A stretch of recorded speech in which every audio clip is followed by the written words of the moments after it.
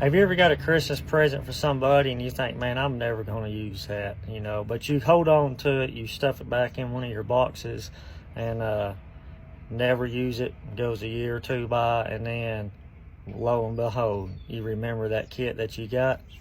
Check this out. My old boss got us these kits for Christmas, bought the whole shop these little bit driver kits, a Kobalt kit. Freaking come in handy today. It saved the day. As you can see, we're putting a transfer pump on this 6.6. That one bolt right there, you can see my bit in. I've cut 2 Allen wrenches down to get on there. Finally got the bolt broke loose, but then it was too tight for your fingers, too loose for the Allen wrench. And it was one of those things you would get like a 1/16 of a turn. And then you have to fight the Allen wrench, try to get it back in the bit, turn it one more time, fight it, turn it one more time. And then it dawned on me about this Christmas gift. I love this little thing now. It came in handy, tight spot, fit right in. Stick this guy right here on it.